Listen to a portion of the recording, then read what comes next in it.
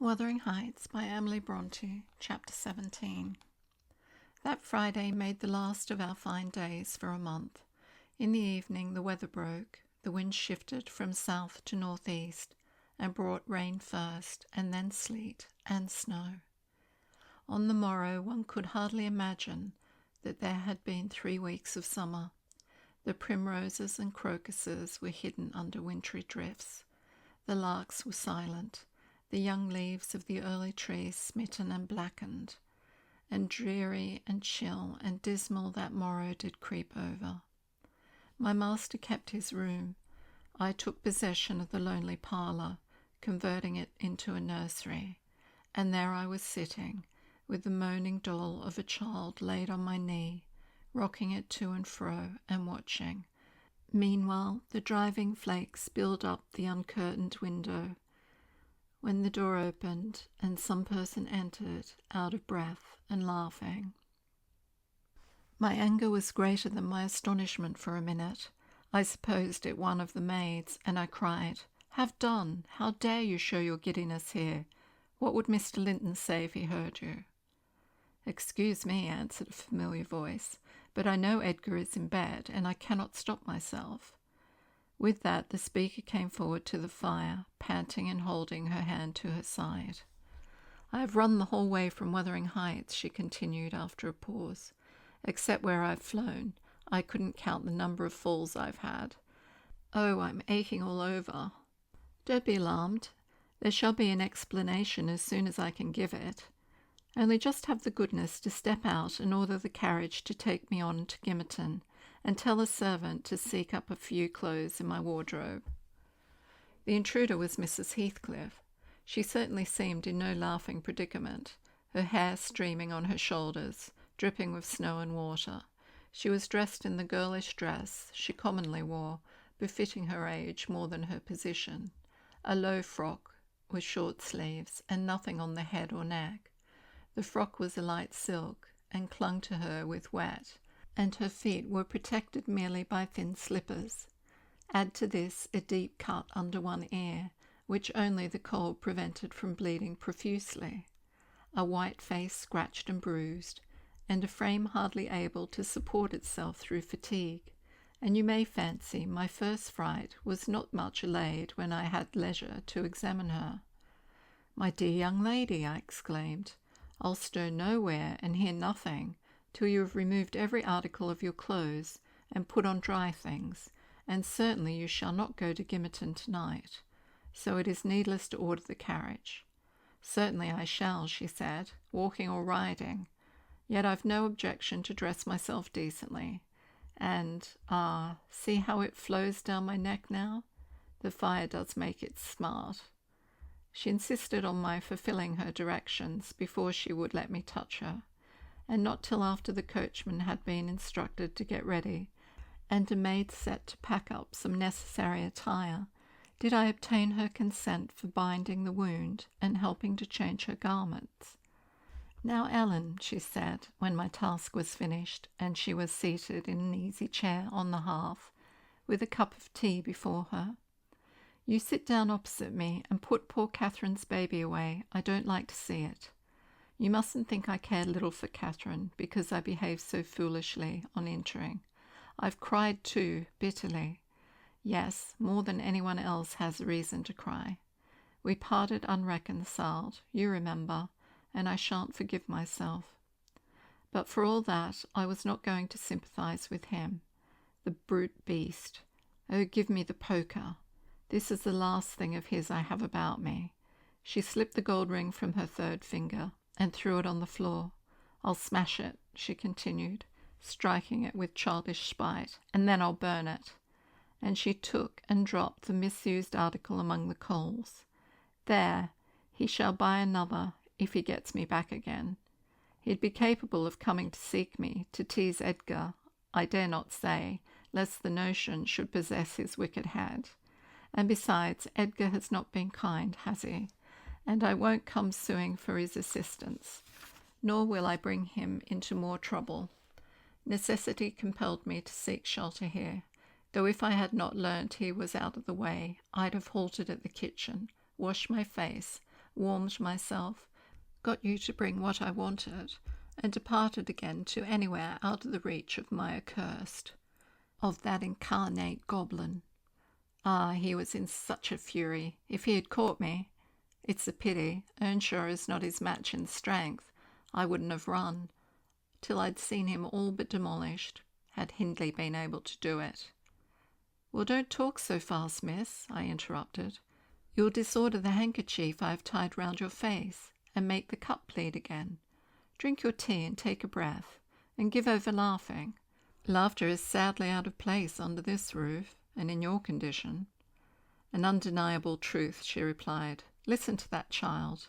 It maintains a constant wail. Send it out of my hearing for an hour. I shan't stay any longer.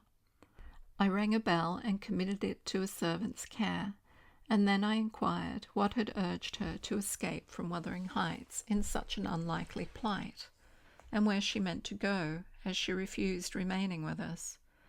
I ought, and I wish to remain, answered she, to cheer Edgar and to take care of the baby for 2 things, and because the Grange is my right home.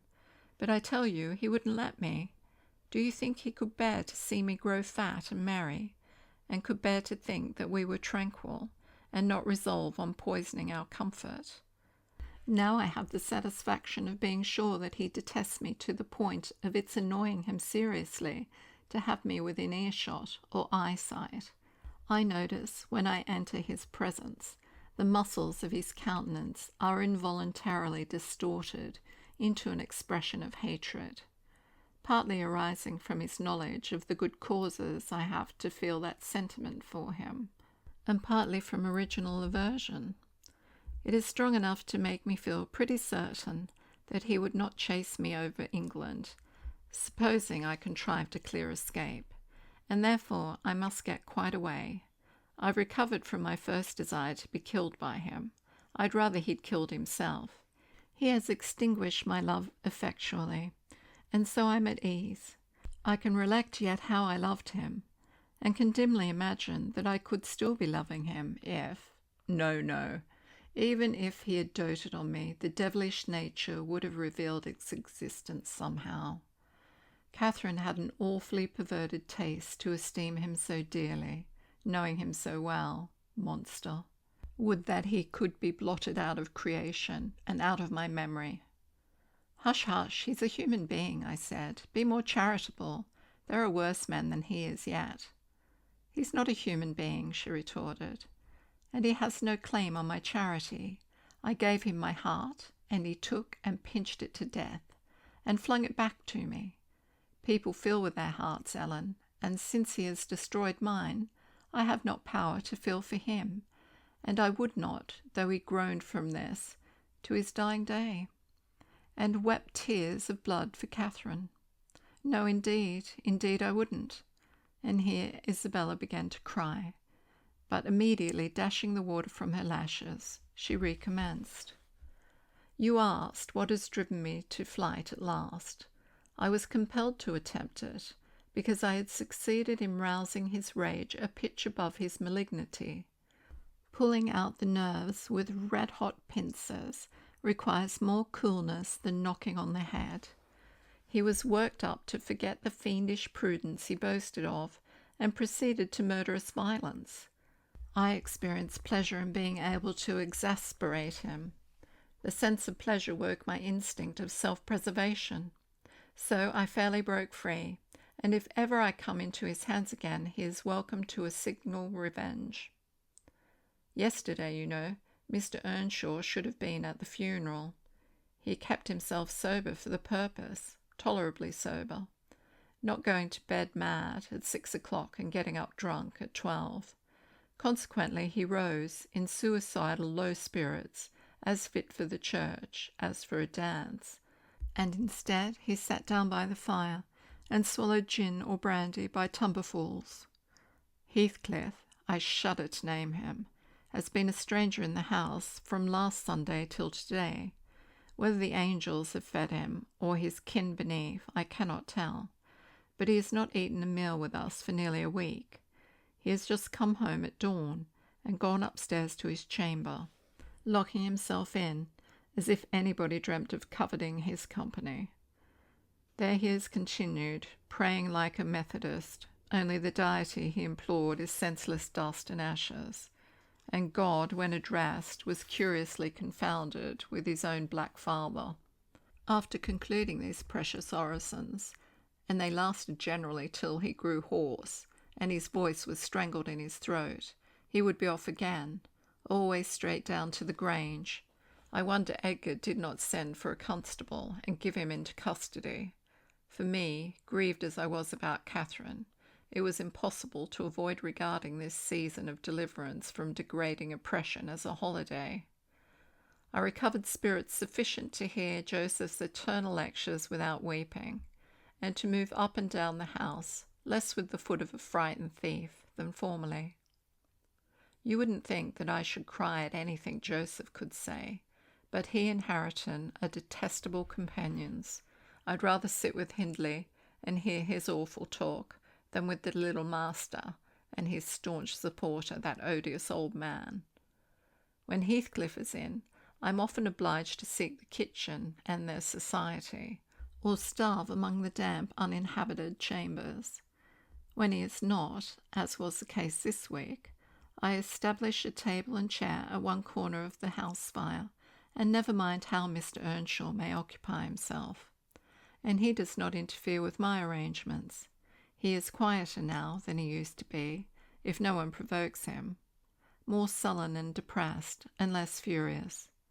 Joseph affirms he's sure he's an altered man, that the Lord has touched his heart, and he's saved, so as by fire.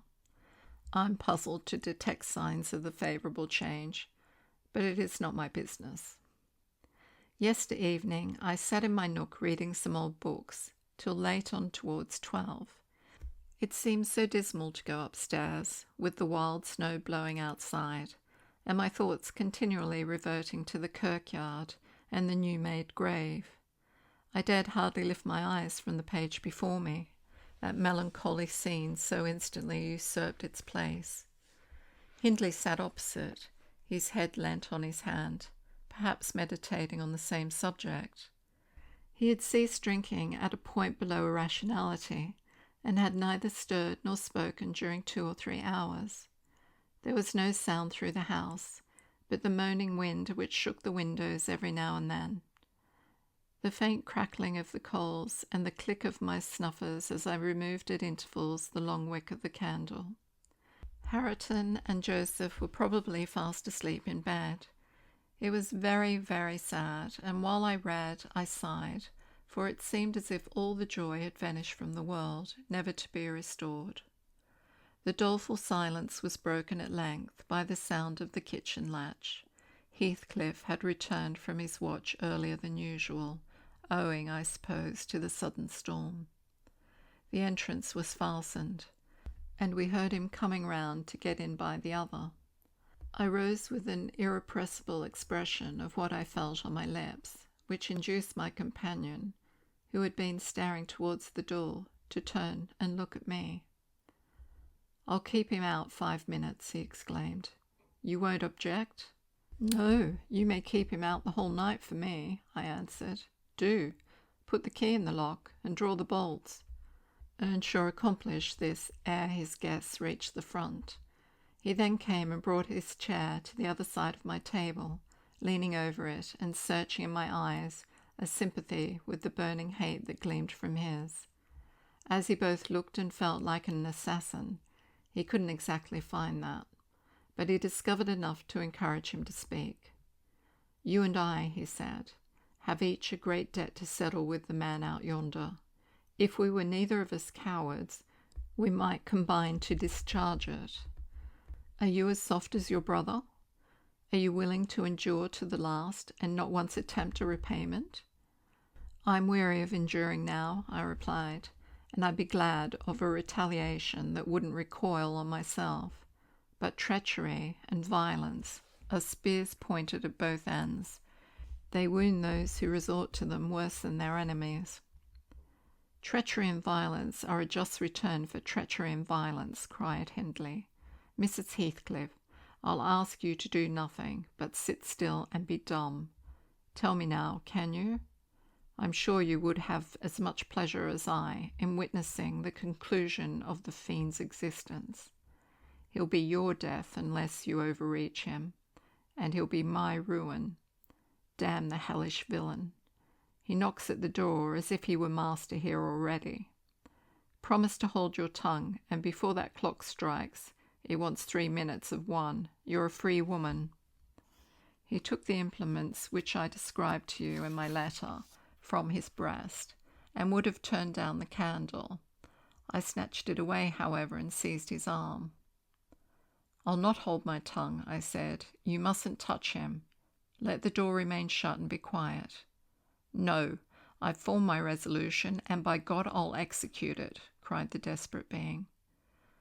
I'll do you kindness in spite of yourself, inherit and justice, and you needn't trouble your head to screen me. Catherine is gone. Nobody alive would regret me, or be ashamed, though I cut my throat this minute. And it's time to make an end. I might as well have struggled with a bear, or reasoned with a lunatic. The only resource left me was a run to a lattice, and warn his intended victim of the fate which awaited him. You'd better seek shelter somewhere else tonight, I exclaimed in a rather triumphant tone. Mr. Earnshaw has a mind to shoot you if you persist in endeavouring to enter. You'd better open the door, you, he answered, addressing me by some elegant terms that I don't care to repeat. I shall not meddle in the matter, I retorted again. Come in and get shot if you please. I've done my duty. With that I shut the window and returned to my place by the fire, having too small a stock of hypocrisy at my command to pretend any anxiety for the danger that menaced him. Earnshaw swore passionately at me, affirming that I loved the villain yet, and calling me all sorts of names for the base spirit I evinced. And I, in my secret heart and conscience never reproached me, thought what a blessing it would be for him should Heathcliff put him out of misery, and what a blessing for me should he send Heathcliff to his right abode. As I sat nursing these reflections, the casement behind me was banged on to the floor by a blow from the latter individual, and his black countenance looked blightingly through. The stanchion stood too close to suffer his shoulders to follow, and I smiled, exulting in my fancied security. His hair and clothes were whitened with snow, and his sharp cannibal teeth, revealed by cold and wrath, gleamed through the dark. Isabella, let me in, or I'll make you repent, he gurned, as Joseph calls it. I cannot commit murder, I replied. Mr. Hindley stands sentinel with a knife and loaded pistol. Let me in by the kitchen door, he said. Hindley will be there before me, I answered, and that's a poor love of yours that cannot bear a shower of snow. We were left at peace in our beds as long as the summer moon shone, but the moment a blast of winter returns, you must run for shelter. Heathcliff, if I were you, I'd go stretch myself over her grave and die like a faithful dog. The world is surely not worth living in now, is it? You had distinctly impressed on me the idea that Catherine was the whole joy of your life. I can't imagine how you think of surviving her loss. He's there, is he? Exclaimed my companion, rushing to the gap. If I can get my arm out, I can hit him. I'm afraid, Ellen, you'll set me down as really wicked, but you don't know all, so don't judge. I wouldn't have aided or abetted an attempt on even his life for anything. Wish that he were dead, I must, and therefore I was fearfully disappointed and unnerved by terror for the consequences of my taunting speech, when he flung himself on Earnshaw's weapon and wrenched it from his grasp. The charge exploded, and the knife, in springing back, closed into its owner's wrist. Heathcliff pulled it away by main force, slitting up the flesh as it passed on, and thrust it dripping into his pocket. He then took a stone, struck down the division between two windows, and sprung in. His adversary had fallen senseless with excessive pain, and the flow of blood that gushed from an artery or a large vein. The ruffian kicked and trampled on him, and dashed his head repeatedly against the flags, holding me with one hand, meantime, to prevent me summoning Joseph. He exerted preterhuman self-denial in abstaining from finishing him completely, but getting out of breath, he finally desisted, and dragged the apparently inanimate body onto the settle. There he tore off the sleeve of Earnshaw's coat, and bound up the wound with brutal roughness, spitting and cursing, during the operation, as energetically as he had kicked before. Being at liberty, I lost no time in seeking the old servant, who, having gathered by degrees the purport of my hasty tale, hurried below, gasping, as he descended the steps 2 at once. "What is there to do now? What is there to do now?" "There's this to do," thundered Heathcliff, "that your master's mad, and should he last another month, I'll have him to an asylum. And how the devil did you come to fasten me out, you toothless hound? Don't stand muttering and mumbling there. Come, I'm not going to nurse him. Wash that stuff away, and mind the sparks of your candle.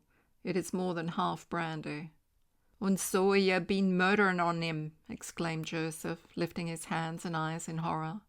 "If ever I'd seed a sight like this, may the Lord—" Heathcliff gave him a push onto his knees, in the middle of the blood, and flung a towel to him. But instead of proceeding to dry it up, he joined his hands and began a prayer which excited my laughter from its odd phraseology. I was in the condition of mind to be shocked at nothing. In fact, I was as reckless as some malefactors show themselves at the foot of the gallows. "Oh, I forgot you," said the tyrant. "You shall do that. Down with you. And you conspire with him against me, do you, viper? There, that is work fit for you." He shook me till my teeth rattled, and pitched me beside Joseph, who steadily concluded his supplications, and then rose, vowing he would set off for the Grange directly. Mr. Linton was a magistrate, and though he had 50 wives dead, he would inquire into this. He was so obstinate in his resolution that Heathcliff deemed it expedient to compel, from my lips, a recapitulation of what had taken place, standing over me, heaving with malevolence, as I reluctantly delivered the account in answer to his questions. It required a great deal of labour to satisfy the old man that he was not the aggressor, especially with my hardly wrung replies. However, Mr. Earnshaw soon convinced him that he was alive still. He hastened to administer a dose of spirits, and by their succour his master presently regained motion and consciousness. Heathcliff, aware that he was ignorant of the treatment received while insensible, called him deliriously intoxicated, and said he should not notice his atrocious conduct further, but advised him to go to bed. To my joy, he left us after giving this judicious counsel, and Hindley stretched himself on the hearthstone. I departed to my own room, marvelling that I had escaped so easily. This morning, when I came down, about half an hour before noon, Mr. Earnshaw was sitting by the fire, deadly sick. His evil genius, almost as gaunt and ghastly, leant against the chimney. Neither appeared inclined to dine, and, having waited till all was cold on the table, I commenced alone. Nothing hindered me from eating heartily, and I experienced a certain sense of satisfaction and superiority, as at intervals I cast a look towards my silent companions, and felt the comfort of a quiet conscience within me. After I had done, I ventured on the unusual liberty of drawing near the fire, going round Earnshaw's seat and kneeling in the corner beside him. Heathcliff did not glance my way, and I gazed up and contemplated his features, almost as confidently as if they had been turned to stone. His forehead, that I once thought so manly, and that I now think so diabolical, was shaded with a heavy cloud. His basilisk eyes were nearly quenched by sleeplessness, and weeping, perhaps, for the lashes were wet then, his lips devoid of their ferocious sneer, and sealed in an expression of unspeakable sadness. Had it been another, I would have covered my face in the presence of such grief. In his case, I was gratified, and ignoble as it seems to insult a fallen enemy, I couldn't miss this chance of sticking in a dart. His weakness was the only time when I could taste the delight of paying wrong for wrong. Fie, miss, I interrupted. One must suppose you had never opened a Bible in your life. If God afflict your enemies, surely that ought to suffice you. It is both mean and presumptuous to add your torture to his. In general, I'll allow that it would be, Ellen, she continued. But what misery laid on Heathcliff would content me, unless I have a hand in it. I'd rather he suffered less, if I might cause his sufferings, and he might know that I was the cause. Oh, I owe him so much. On only one condition can I hope to forgive him. It is, if I may take an eye for an eye, a tooth for a tooth, for every wrench of agony, return a wrench, reduce him to my level. As he was the first to injure, make him the first to implore pardon, and then, why then, Ellen, I might show you some generosity. But it is utterly impossible I can ever be revenged, and therefore I cannot forgive him. Hindley wanted some water, and I handed him a glass, and asked him how he was. Not as ill as I wish, he replied, but leaving out my arm, every inch of me is as sore as if it had been fighting with a legion of imps. Yes, I wonder, was my next remark. Catherine used to boast that she stood between you and bodily harm.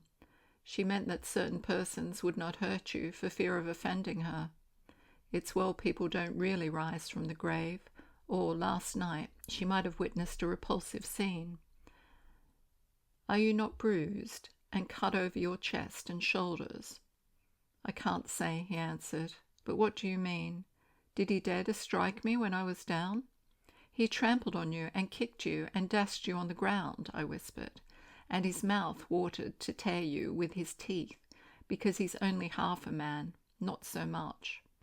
Mr. Earnshaw looked up, like me, to the countenance of our mutual foe, who, absorbed in his anguish, seemed insensible to anything around him. The longer he stood, the plainer his reflections revealed their blackness through his features. Oh, if God would but give me strength to strangle him in my last agony, I'd go to hell with joy, groaned the impatient man, writhing to rise and sinking back in despair, convinced of his inadequacy for the struggle. Nay, it's enough that he has murdered one of you, I observed aloud. At the Grange, everyone knows your sister would have been living now had it not been for Mr. Heathcliff. After all, it is preferable to be hated than loved by him. When I recollect how happy we were, how happy Catherine was before he came, I'm fit to curse the day. Most likely, Heathcliff noticed more than the truth of what was said, than the spirit of the person who said it. His attention was roused, I saw, for his eyes rained down tears among the ashes, and he drew his breath in suffocating sighs. I stared full at him and laughed scornfully. The clouded windows of hell flashed a moment towards me. The fiend which usually looked out, however, was so dimmed and drowned that I did not fear to hazard another sound of derision. "Get up and be gone out of my sight," said the mourner. I guessed he uttered those words at least, though his voice was hardly intelligible. "I beg your pardon," I replied, "but I loved Catherine too, and her brother requires attendance, which for her sake I shall supply. Now that she's dead, I see her in Hindley. Hindley has exactly her eyes. If you had not tried to gouge them out, and made them black and red, and her— Get up, wretched idiot, before I stamp you to death," he cried, making a movement that caused me to make one also. "But then," I continued, holding myself ready to flee, "if poor Catherine had trusted you, and assumed the ridiculous, contemptible, degrading title of Mrs. Heathcliff, she would soon have presented a similar picture. She wouldn't have borne your abominable behaviour quietly. Her detestation and disgust must have found voice." The back of the settle and Earnshaw's person interposed between me and him, so instead of endeavouring to reach me, he snatched a dinner knife from the table and flung it at my head. It struck beneath my ear and stopped the sentence I was uttering. But pulling it out, I sprang to the door and delivered another which I hope went a little deeper than his missile. The last glimpse I caught of him was a furious rush on his part, checked by the embrace of his host, and both fell locked together on the hearth. In my flight through the kitchen, I bid Joseph speed to his master. I knocked over Harriton, who was hanging a litter of puppies from a chair back in the doorway, and, blessed as a soul escaped from purgatory, I bounded, leaped, and flew down the steep road. Then, quitting its windings, shot direct across the moor, rolling over banks and wading through marshes, precipitating myself, in fact, towards the beacon light of the Grange, and far rather would I be condemned to a perpetual dwelling in the infernal regions than even for one night abide beneath the roof of Wuthering Heights again. Isabel ceased speaking, and took a drink of tea. Then she rose, and bidding me put on her bonnet and a great shawl I had brought, and turning a deaf ear to my entreaties for her to remain another hour, she stepped onto a chair, kissed Edgar's and Catherine's portraits, bestowed a similar salute on me, and descended to the carriage, accompanied by Fanny, who yelped wild with joy at recovering her mistress. She was driven away, never to revisit this neighbourhood, but a regular correspondence was established between her and my master when things were more settled. I believe her new abode was in the south, near London. There she had a son born, a few months subsequent to her escape. He was christened Linton, and from the first she reported him to be an ailing, peevish creature. Mr. Heathcliff, meeting me one day in the village, inquired where she lived. I refused to tell. He remarked that it was not of any moment, only she must beware of coming to her brother. She should not be with him if he had to keep her himself. Though I would give no information, he discovered, through some of the other servants, both her place of residence and the existence of the child. Still, he didn't molest her, for which forbearance she might thank his aversion, I suppose. He often asked about the infant when he saw me, and on hearing its name smiled grimly and observed, "They wish me to hate it too, do they?" "I don't think they wish you to know anything about it," I answered. "But I'll have it," he said, "when I want it. They may reckon on that." Fortunately, its mother died before the time arrived, some 13 years after the decease of Catherine, when Linton was 12 or a little more. On the day succeeding Isabella's unexpected visit, I had no opportunity of speaking to my master. He shunned conversation and was fit for discussing nothing. When I could get him to listen, I saw it pleased him that his sister had left her husband, whom he abhorred with an intensity which the mildness of his nature would scarcely seem to allow. So deep and sensitive was his aversion, that he refrained from going anywhere where he was likely to see or hear of Heathcliff. Grief, and that together, transformed him into a complete hermit. He threw up his office of magistrate, ceased even to attend church, avoided the village on all occasions, and spent a life of entire seclusion within the limits of his park and grounds, only varied by solitary rambles on the moors and visits to the grave of his wife, mostly at evening or early morning, before other wanderers were abroad. But he was too good to be thoroughly unhappy long. He didn't pray for Catherine's soul to haunt him. Time brought resignation and a melancholy sweeter than common joy. He recalled her memory with ardent, tender love, and hopeful aspiring to the better world where he doubted not she was gone. And he had earthly consolation and affections also.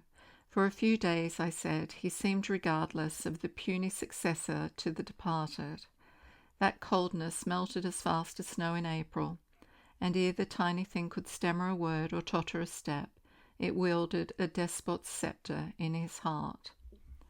It was named Catherine, but he never called it the name in full, as he had never called the first Catherine short, probably because Heathcliff had a habit of doing so. The little one was always Cathy. It formed to him a distinction from the mother, and yet a connection with her, and his attachment sprang from its relation to her, far more than from its being his own. I used to draw a comparison between him and Hindley Earnshaw, and perplexed myself to explain satisfactorily why their conduct was so opposite in similar circumstances. They had both been fond husbands, and were both attached to their children, and I could not see how they shouldn't both have taken the same road for good or evil. But I thought in my mind Hindley, with apparently the stronger head, has shown himself sadly the worse and the weaker man. When his ship struck, the captain abandoned his post, and the crew, instead of trying to save her, rushed into riot and confusion, leaving no hope for their luckless vessel. Linton, on the contrary, displayed the true courage of a loyal and faithful soul. He trusted God, and God comforted him. One hoped, and the other despaired. They chose their own lots, and were righteously doomed to endure them. But you'll not want to hear my moralizing, Mr. Lockwood. You'll judge as well as I can all these things. At least, you'll think you will, and that's the same. The end of Earnshaw was what might have been expected. He followed fast on his sisters. There was scarcely 6 months between them. We at the Grange never got a very succinct account of his state preceding it. All that I did learn was on occasion of going to aid in the preparations for the funeral. Mr. Kenneth came to announce the event to my master. "Well, Nelly," said he, riding into the yard one morning, too early not to alarm me with an instant presentiment of bad news. "It's yours and my turn to go into mourning at present. Who's given us the slip now, do you think?" "Who?" I asked in a flurry. "Why, guess," he returned, dismounting and slinging his bridle on a hook by the door.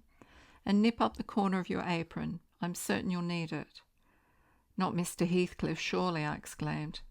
"What? Would you have tears for him?" said the doctor. "No, Heathcliff's a tough young fellow. He looks blooming today. I've just seen him. He is rapidly regaining flesh since he lost his better half." "Who is it then, Mr. Kenneth?" I repeated impatiently. "Hindley Earnshaw, your old friend Hindley," he replied. "And my wicked gossip, though he's been too wild for me this long while. There, I said we should draw water, but cheer up. He died true to his character, drunk as a lord, poor lad. I'm sorry too. One can't help missing an old companion, though he had the worst tricks with him that ever man imagined, and he has done me many a rascally turn. He's barely 27, it seems. That's your own age. Who would have thought you were born in 1 year? I confess this blow was greater to me than the shock of Mrs. Linton's death. Ancient associations lingered round my heart. I sat down in the porch and wept as for a blood relation, desiring Kenneth to get another servant to introduce him to the master. I could not hinder myself from pondering on the question. Had he had fair play? Whatever I did, the idea would bother me. It was so tiresomely pertinacious that I resolved on requesting leave to go to Wuthering Heights and assist in the last duties to the dead. Mr. Linton was extremely reluctant to consent, but I pleaded eloquently for the friendless condition in which he lay, and I said my old master and foster brother had a claim on my services as strong as his own. Besides, I reminded him that the child Hareton was his wife's nephew, and in the absence of nearer kin, he ought to act as its guardian. And he ought to and must inquire how the property was left, and look after the concerns of his brother-in-law. He was unfit for attending to such matters then, but he bid me speak to his lawyer, and at length permitted me to go. His lawyer had been Earnshaw's also. I called at the village and asked him to accompany me. He shook his head and advised that Heathcliff should be let alone, affirming, if the truth were known, Hareton would be found little else than a beggar. His father died in debt, he said. The whole property is mortgaged, and the whole chance for the natural heir is to allow him an opportunity of creating some interest in the creditor's heart, that he may be inclined to deal leniently towards him. When I reached the Heights, I explained that I had come to see everything carried out decently, and Joseph, who appeared in sufficient distress, expressed satisfaction at my presence. Mr. Heathcliff said he did not perceive that I was wanted, but I might stay and order the arrangements for the funeral if I chose. Correctly, he marked, that fool's body should be buried at the crossroads without ceremony of any kind. I happened to leave him 10 minutes yesterday afternoon, and in that interval he fastened the 2 doors of the house against me, and he has spent the night in drinking himself to death deliberately. We broke in this morning, for we heard him snorting like a horse, and there he was, laid over the settle. Flaying and scalping would not have wakened him. I sent for Kenneth, and he came, but not till the beast had changed into carrion. He was both dead and cold and stark. And so you'll allow it was useless making more stir about him. The old servant confirmed his statement, but muttered, "I'd rather he'd gone hisself for t' doctor. I should ha' ta'en out to master better nor him, and he warn't dead when I left, naught o' the sort." I insisted on the funeral being respectable. Mr. Heathcliff said I might have my own way there, too, only he desired me to remember that the money for the whole affair came out of his pocket. He maintained a hard, careless deportment, indicative of neither joy nor sorrow. If anything, it expressed a flinty gratification at a piece of difficult work, successfully executed. I observed once, indeed, something like exultation in his aspect. It was just when the people were bearing the coffin from the house. He had the hypocrisy to represent a mourner, and previous to following with Hareton, he lifted the unfortunate child onto the table and muttered with particular gusto, "Now, my bonny lad, you are mine, and we'll see if one tree won't grow as crooked as another, with the same wind to twist it." The unsuspecting thing was pleased at this speech. He played with Heathcliff's whiskers and stroked his cheek, but I divined its meaning and observed tartly, "That boy must go back with me to Thrushcross Grange, sir. There is nothing in the world less yours than he is." "Does Linton say so?" he demanded. "Of course, he has ordered me to take him," I replied. "Well," said the scoundrel, "we'll not argue the subject now, but I have a fancy to try my hand at rearing a young one, so intimate to your master, and I must supply the place of this with my own, if he attempt to remove it. I don't engage to let Hareton go undisputed, but I'll be pretty sure to make the other one come. Remember to tell him." This hint was enough to bind our hands. I repeated its substance on my return, and Edgar Linton, little interested at the commencement, spoke no more of interfering. I'm not aware that he could have done it to any purpose, had he been ever so willing. The guest was now the master of Wuthering Heights. He held firm possession and proved it to the attorney, who in his turn proved it to Mr. Linton. That Earnshaw had mortgaged every yard of land he owned for cash to supply his mania for gaming, and he, Heathcliff, was the mortgagee. In that manner Hareton, who should now be the first gentleman in the neighbourhood, was reduced to a state of complete dependence on his father's inveterate enemy, and lives in his own house as a servant deprived of the advantage of wages, and quite unable to right himself because of his friendlessness and his ignorance that he has been wronged.